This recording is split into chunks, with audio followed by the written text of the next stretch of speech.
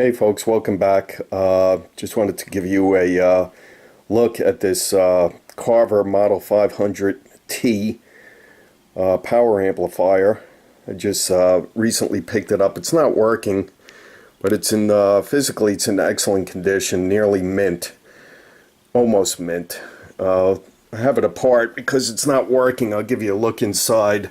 It's an early model of the M-500t. As you can see, the transformer, or the coil as they call it, because it's a magnetic field power amplifier. It's encased in this, it's potted in this transformer cover. Keeps it quiet. This is the power supply, and as you can see, the boards are really clean. I think it was gently used. I don't see any toasted boards on here. Here's the heat sinks for the power output transistors. The board, as you can see, is clean. Nothing burned. Now the problem is with this relay. This relay is toast, and that's why it's not working. I'm going to have to send it out to somebody from the Carver Club and have it fixed.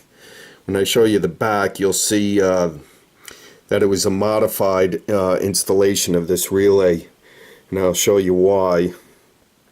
Otherwise, physically it's in excellent condition. It comes with the rack handles. I haven't put them on yet. And I have the original box for it. 251 watts per channel. And I'm going to keep it, and I'm going to have it fixed by one of the club members in the Carver Club. And we'll go ahead and I'm going to turn it around for you so you can have a look at the traces that I was talking about that were modified when the new relay was installed. Alright, let's go ahead and take a look at the underside. Hang on. Okay, we have the back opened up so you can see the PCB. I'll give you a close-up. Here's where the relay goes, right here. As you can see, the technician who worked on it cut the traces out because he had to modify the installation of that new relay. Not that it's the wrong one, they just don't make the relay anymore. So they had to put in a retrofitted installation.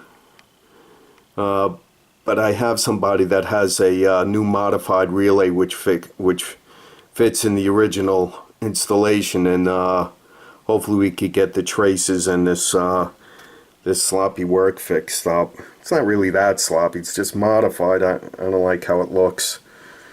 It doesn't work anyway. So here's the output transistors, and for each channel, looks like, it's made in made in Japan actually. Of course, Bob Carver designed it. It looks like it's decently put together.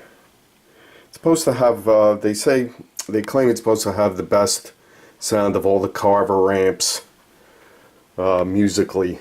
Here's the back. You can take a look. It's clean. It's I think it was hardly used. It doesn't look like it was abused. Just repaired, but not to my liking. Alright, we're going to flip it back over and give you another quick look at the top. Hang on.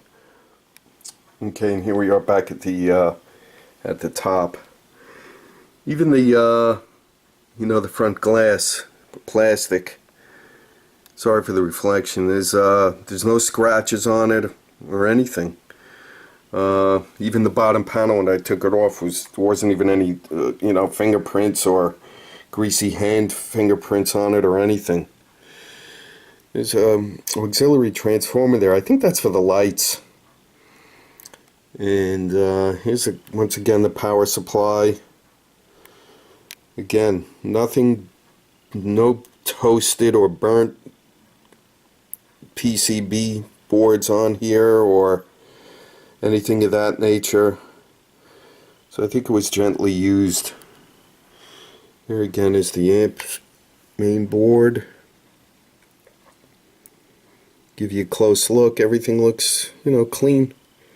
except for that dang relay there. Well, thanks for stopping by, folks. I just wanted to give you a quick look. I'll give you an update once I get it fixed and put together another video for you. That's the Carver M-500t. It's second generation. The first one was the model M-500. This is the T, standing for transfer function modified, I believe. It's supposed to give it a more tube-like sound. It's nice. 1983. Thanks for stopping by, folks. Come check out my other videos. Don't forget to subscribe. And thanks for looking, and enjoy.